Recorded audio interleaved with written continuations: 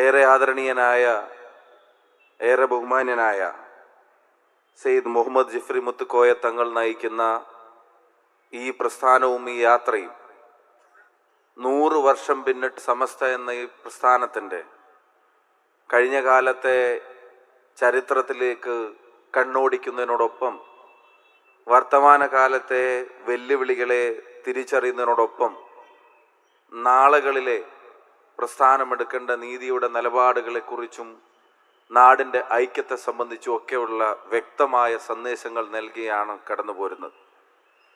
കടന്നു വന്ന വഴികളിലെല്ലാം 10,000-കണക്കിനായ ആളുകളുടെ സാന്നിധ്യം ഈ യാത്രയെ അനുഗ്രഹിച്ചിട്ടുണ്ടെങ്കിൽ, നേരത്തെ സൂചിപ്പിച്ചതുപോലെ തന്നെ 85-ാം വർഷത്തിലെയും 90-ാം വർഷത്തിലെയും ഒക്കെ സാന്നിധ്യം ആ മഹൽ സമ്മേളനത്തിന് ആളുകളെ ഉൾക്കൊള്ളാൻ കഴിയാവുന്ന ഇടത്തെ തിരയേണ്ടി വന്നതിനെ സംബന്ധിച്ച് ഇവിടെ സൂചിപ്പിക്കപ്പെട്ടതുപോലെ തന്നെ ഇപ്പം 100-ാം വാർഷികത്തിൽ സമസ്തയുടെ ശതാബ്ദിയിലേക്ക് കാര്യങ്ങൾ എത്തുമ്പോൾ അവിടെ ഉൾക്കൊള്ളാൻ കഴിയാത്ത ജനക്കൂട്ടത്തെ സംബന്ധിച്ച്, പങ്കെടുക്കുന്ന സഹപ്രവർത്തകരെ സംബന്ധിച്ച്, സഹോദരങ്ങളെ സംബന്ധിച്ച്, വിശ്വാസികളെ സംബന്ധിച്ചൊക്കെ പറയുമ്പോൾ അതിലേറ്റവും പ്രധാനപ്പെട്ട ഒരു വാചകം, അതിൽ അന്തർലീനമായത് എന്താണ് എന്ന് മനസ്സിലാലോചിക്കുമ്പോൾ വരുന്ന ആദ്യത്തെ ഉത്തരം, ഒരു പൊതു ഇടത്തിനും ഉൾക്കൊള്ളാൻ കഴിയാത്ത അത്ര ലക്ഷക്കണക്കിനായ ആളുകൾ വന്നു ചേരുന്ന ഒരു പ്രസ്ഥാനം ഒരിക്കൽ പോലും അതിൻ്റെ അണികളോട് ആയുധമെടുക്കാൻ പറഞ്ഞിട്ടില്ല എന്നുള്ളത് ഈ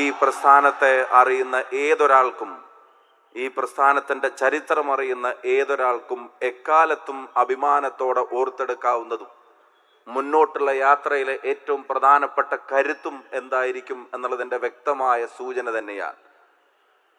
അതിൻ്റെ കാരണം എന്താണ് എന്ന് ആലോചിക്കുമ്പോൾ അതിന് ലഭിക്കുന്ന ഒരു ഉത്തരം, സമസ്ത രൂപം കൊണ്ടത് ഒരു സംഘടനയായിട്ടല്ല, ഒരു ദിശാബോധമായിട്ടാണ് എന്നുള്ളതാണ്. ഈ കഴിഞ്ഞ വർഷങ്ങളിലെ, നൂറ്റാണ്ടിലെ പ്രവർത്തനം നമ്മളോട് എല്ലാവരോടും പറയുന്നു.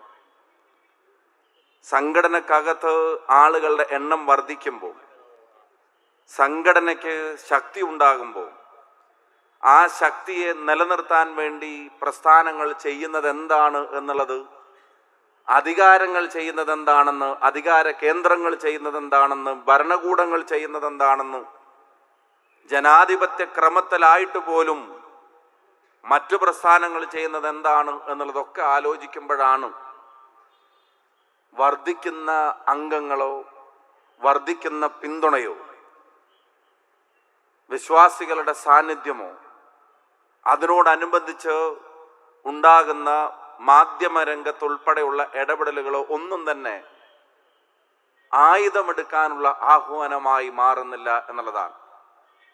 കാരണം സംസാരിച്ച ഭാഷ അവിടെ വിശ്വാസത്തെ വികാരമായിട്ടല്ല ജ്ഞാനമായിട്ടാണ് കാണേണ്ടത് എന്നുള്ള ചിന്തയാണ് ഇതാരംഭിച്ച പണ്ഡിത ശ്രേഷ്ഠർ ഈ പ്രസ്ഥാനത്തിന് 100 വർഷത്തിന് ഇപ്പുറത്തും നേതൃത്വം നൽകുന്നവരിലേക്ക് പകർന്നു കൊടുത്തുകൊണ്ടിരിക്കുന്നത് എന്നുള്ളതാണ് അതിൻ്റെ പ്രത്യേകത. വിശ്വാസത്തെ വികാരമായി കാണുന്നതിന് പകരം ജ്ഞാനമായി കാണാൻ തീരുമാനിക്കുമ്പോൾ, അന്ധവിശ്വാസത്തിൻ്റെയും തീവ്രതയുടെയും ഇടയിൽ മധ്യമാർഗം കൊണ്ട് ഈ നാടുമായി ഇണങ്ങിച്ചേർന്ന് വിശ്വാസത്തെ മുറുകെ പിടിക്കാൻ മുന്നോട്ട് പോകാൻ ശ്രമിക്കുമ്പോൾ, നാടിൻ്റെ ഭരണഘടന അനുവദിച്ചു തരുന്ന അവകാശങ്ങളിൽ കടുകുമണിയോളം വിട്ടുവീഴ്ച ചെയ്യരുത് എന്ന് വിശ്വസിക്കുമ്പോഴും മറ്റൊരാളുടെ അവകാശത്തിൽ മുടിനാരഴയോളം കവരരുത് എന്നും വിശ്വസിക്കുന്ന ഈ നാടിൻ്റെ ഐക്യത്തെ കാക്കാൻ കൃഷ്ണമണി പോലെ, കണ്ണിൻ്റെ കൃഷ്ണമണി പോലെ നാടിൻ്റെ ഐക്യത്തെ കാക്കാൻ തീരുമാനിച്ച വിശാലതയുടെ കൂടെ വർഷങ്ങൾ, ശതാബ്ദിയാണ് ഇവിടെ ആഘോഷിക്കപ്പെടുന്നത് എന്നുള്ള കാര്യത്തിന് സംശയം വേണ്ട. അപ്പോൾ അവിടെ എന്താണ് പ്രസ്ഥാനത്തിൻ്റെ നിലപാട് എന്നുള്ള ചോദ്യത്തിന്, അത് 100 വർഷം പൂർത്തീകരിക്കുന്ന ഒരു ചെറിയ കാലയളവല്ല. ഒരു നൂറ്റാണ്ടൊരു പ്രസ്ഥാനം ആരംഭിച്ചതിന് 1926 ആരംഭിച്ചത് 2026 എത്തുമ്പോൾ അതങ്ങനെ കടന്നു വന്നതിൻ്റെ പ്രധാനപ്പെട്ട ഇന്ധനം, കരുത്തെന്ന് പറയുന്നത് നിലപാടുകൾ തന്നെയാണ്. ആ നിലപാടുകളുടെ അടിസ്ഥാനം എന്താണ് എന്ന് ചോദിച്ചാൽ അത് നീതിബോധമായിരുന്നു എന്നുള്ളത് കൊണ്ടുകൂടിയാണ് ഇത് നൂറ്റാണ്ടിനെ അതിജീവിക്കുന്നത് എന്നുള്ള കാര്യത്തിന് സംശയം വേണ്ട. ഇപ്പൊ നമ്മുടെ മുന്നിൽ ഉയരുന്ന വെല്ലുവിളികൾ അതെന്താണ് എന്നുള്ളത് നമുക്കറിയാം. ഇടക്കാലത്ത് വരുന്ന പലരും സമുദായത്തിന്റെ തീവ്രതയെക്കുറിച്ചുള്ള സംശയങ്ങൾ രേഖപ്പെടുത്തിയ ഒരു കാലത്ത് തീവ്രതയാണ് മുന്നോട്ടുള്ള വഴി എന്ന് വിശ്വസിച്ചത് പ്രചരിപ്പിക്കാൻ ശ്രമിച്ച ഒരു കാലത്തും, സംഘടനയുടെ കരുത്തിനെ തീവ്രതയുടെ അടയാളപ്പെടുത്തലുകളാക്കാൻ നോക്കിയൊരു കാലത്തും, വർഗീയതയെ പരാജയപ്പെടുത്തേണ്ടത് തീവ്രത കൊണ്ടാണ് എന്ന് വിശ്വസിപ്പിക്കാനും ശ്രമിച്ചൊരു കാലത്തും, അതല്ല ഈ നാടിന്റെ ജനാധിപത്യ ബോധത്തെയും മതേതര മൂല്യങ്ങളെയും മുറുകെ പിടിക്കുന്ന ഇന്ത്യയുടെ ഭരണഘടന അനുവദിച്ചു തരുന്ന കാര്യങ്ങളിൽ അടിയുറച്ചു നിന്നുകൊണ്ട് തന്നെ നാടിന്റെ ഐക്യത്തെ സംരക്ഷിച്ചുകൊണ്ട് നടത്തുന്ന പ്രവർത്തനങ്ങളാണ് ഏത് തീവ്രതയെക്കാളും ഈ നാടിന് അനിവാര്യമെന്ന് തിരിച്ചറിഞ്ഞ തലമുറകൾ കൂടിയാണ് ഈ 100 വർഷങ്ങൾക്കിടയിൽ കടന്നുപോയത് എന്ന് പറയാതിരിക്കാൻ കഴിയില്ല. ആ തീവ്രതയുടെ ക്ലാസ് എടുക്കുമ്പോൾ പലരും സമാധാനത്തിന്റെ ഭാഷ സംസാരിക്കുന്നവരെ പരിഹസിക്കുന്നുണ്ടായിരുന്നു. അവരുടെ കരുത്തിന്റെ പോരായ്മകളെ സംബന്ധിച്ചുള്ള പ്രസംഗങ്ങൾ ഉണ്ടായിരുന്നു. പക്ഷെ ആ പ്രസംഗങ്ങളൊന്നുമല്ല നിലനിന്നത്. സമാധാനത്തിന് വേണ്ടിയുള്ള ആഹ്വാനവും ആ സമാധാനത്തിൽ അടിയുറച്ച് മുന്നോട്ട് പോകുന്ന വിശ്വാസത്തെയും നാടിന്റെ സമാധാനത്തെയും രണ്ടായി കാണാതെ അത് രണ്ടും ഒന്നാണ് തന്നെ വിശ്വസിച്ചു പോകുന്ന തലമുറകളാണ് ഇതിന് കരുത്ത് പകർന്നത് എന്ന കാര്യത്തിനും സംശയം വേണ്ട.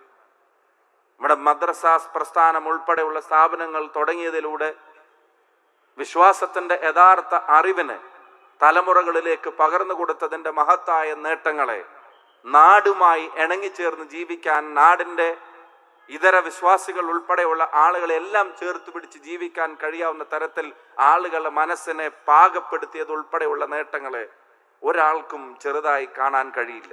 ഒരാൾക്കും മറക്കാനോ മറച്ചു പിടിക്കാനോ സാധിക്കും. ഇനി മുന്നോട്ടുള്ള കാലത്തിലെ വെല്ലുവിളികൾ അതും മാറുകയാണ്. നിങ്ങൾക്കറിയാം, മുഖമറിയാത്ത ആളുകൾ വെറുപ്പിനെ പ്രചരിപ്പിക്കൊണ്ടുന്നൊരു കാലം. നവമാധ്യമങ്ങളിലെ ഇടപെടലുകളിൽ നാട്ടിലൊരു ക്രൈം നടക്കുമ്പോൾ പോലും നടക്കുന്ന ക്രൈമിന്റെ ഡെപ്തോ അതിന്റെ ഗ്രാവിറ്റിക്കോ അപ്പുറത്ത് ചെയ്യുന്ന ആളുകളുടെ മതം അത് ചർച്ചയാവണമെന്ന് പലതരത്തിൽ ആളുകൾ ചർച്ചയാക്കാൻ പലതരത്തിൽ ആളുകൾ ശ്രമിക്കുന്ന ഒരു കാലം. ഉള്ളത് വ്യാജമാണെന്നോ ഒറിജിനലാണോ എന്നുപോലും അറിയാത്ത ഐഡികളിൽ നിന്ന് മനുഷ്യരെ ഭിന്നിപ്പിക്കാനുള്ള വിദ്വേഷത്തിന്റെ പ്രചരണം അതിന്റെ സകല സീമകളും ലംഘിച്ചുകൊണ്ടിരിക്കുന്ന ഒരു കാലത്ത് മദ്രസ പ്രസ്ഥാനം വിശ്വാസത്തിന്റെ നേരായ അറിവിനെ തലമുറകളിലേക്ക് പകർന്നു കൊടുത്തതിനോടൊപ്പം ഇവിടെ തൊട്ട മുമ്പത്തെ പ്രസംഗത്തിൽ കേട്ടതുപോലെ 28 തന്നെ കൊടുത്ത കത്തിൽ ഭൗതിക വിദ്യാഭ്യാസം കൂടെ സമന്വയിപ്പിക്കാനുള്ള ശ്രമങ്ങൾ ആരംഭിച്ച ഒരു പ്രസ്ഥാനം തീർച്ചയായിട്ടും കടന്നു വന്ന വഴികളെ കുറിച്ച് മാത്രമായിരിക്കില്ല ഈ സന്ദേശയാത്രയിൽ ആലോചിക്കുന്നത്.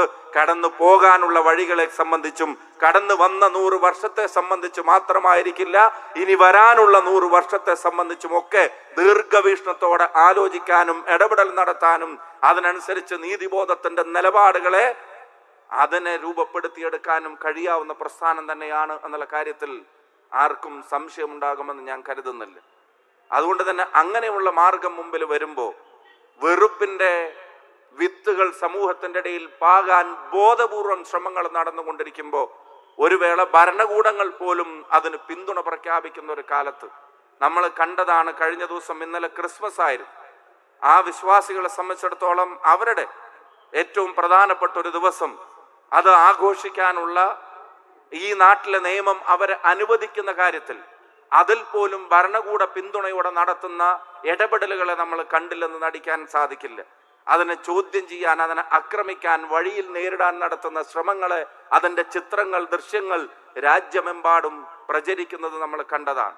ഇപ്പം നാട്ടിൽ ഓരോ വിശ്വാസിക്കും അവരവന്റെ മതം അതിനെ മുറുകെ പിടിക്കാനും മറ്റുള്ളവരുടെ മതത്തെ, അവരുടെ വിശ്വാസത്തെ ബഹുമാനിച്ച് ഐക്യത്തോടെ കഴിയാനുമുള്ള സാധ്യതകളെ ഇല്ലാതാക്കാൻ ഇടപെടൽ നടക്കുന്ന ഒരു കാലത്ത് സമന്വയ വിദ്യാഭ്യാസത്തിന്റെ പ്രാധാന്യം കൂടെ ഇണക്കി ചേർത്തുകൊണ്ട് സ്ഥാപനങ്ങൾ തുടങ്ങാൻ, കോളേജുകൾ തുടങ്ങാൻ, വിദ്യാഭ്യാസ സ്ഥാപനങ്ങൾ തുടങ്ങാൻ, സർവകലാശാലകളിലേക്ക് വരെ എത്തി ഈ സമന്വയ വിദ്യാഭ്യാസത്തിന്റെ സൃഷ്ടികളെ ലോകത്തിന്റെ ഏത് കോണിലേക്കും വിശ്വാസത്തെ മുറുകെ പിടിക്കുന്നവരും നാടിന്റെ മൂല്യങ്ങളെ മുറുകെ പിടിക്കുന്നവരുമായ തലമുറകളെ സംഭാവന ചെയ്യാൻ കഴിയുന്നു എന്നുള്ളത് ഈ വർത്തമാന കാലത്തെ ഏറ്റവും വലിയ നേട്ടം തന്നെയാണ്. ഞാൻ എൻ്റെ പ്രസംഗം ദീർഘിപ്പിക്കുന്നില്ല, ഞാൻ അവസാനിപ്പിക്കുന്നു. ഇനി മുന്നോട്ടുള്ള പാതയിൽ ഈ വെല്ലുവിളികൾ, വെറുപ്പിന്റെ, വിദ്വേഷത്തിന്റെ ശക്തികൾ അത് ബോധപൂർവമായ പ്രശ്നങ്ങളെ സൃഷ്ടിക്കാൻ ശ്രമിക്കുമ്പോൾ, ഗസയിലെ പ്രശ്നം പോലും നാട്ടിൽ വിഭാഗീയതയ്ക്ക് കാരണമായി കാണണമെന്ന് ആഗ്രഹിക്കുന്ന തരത്തിലുള്ള പ്രചരണങ്ങൾ ഉണ്ടായിക്കൊണ്ടിരിക്കുമ്പോൾ ആ വെറുപ്പിനെ പരാജയപ്പെടുത്താനും 100 വർഷം തികയുന്ന ഈ പ്രസ്ഥാനം കേരളത്തിന് നിർണായകമായ സംഭാവനകൾ നൽകും എന്നുള്ള കാര്യത്തിന് സംശയത്തിന്റെ കണിക പോലുമില്ല. ഇക്കാലവും വരാനിരിക്കുന്ന കാലവും നേരിടുന്ന ഭീഷണികളെയും ഈ പുതിയ തലമുറക്ക് നേരായ മാർഗത്തിൽ പ്രതിരോധിക്കാനുള്ള കരുത്ത് നൽകുന്ന സമസ്തയുടെ 100 വർഷത്തിന്റെ തുടങ്ങിവെച്ച അതിന്റെ പ്രവർത്തനങ്ങളെ മുഴുവൻ കൂട്ടുപിടിച്ച മുഴുവൻ മൺമറഞ്ഞു പോയവർക്കും ഇതിന് നേതൃത്വം നൽകുന്ന ജെഫ്രി മുത്തുക്കോയ തങ്ങളുടെ നേതൃത്വത്തിലുള്ള പണ്ഡിത ശ്രേഷ്ഠർക്കും നെഞ്ചേറ്റിയ പ്രിയ സഹോദരങ്ങൾക്കും എല്ലാവർക്കും എന്റെയും പ്രസ്ഥാനത്തിന്റെയും മുന്നണിയുടെയും വടകരയുടെയും സ്നേഹാഭിവാദ്യങ്ങൾ നേർന്നുകൊണ്ട് നിർത്തുന്നു.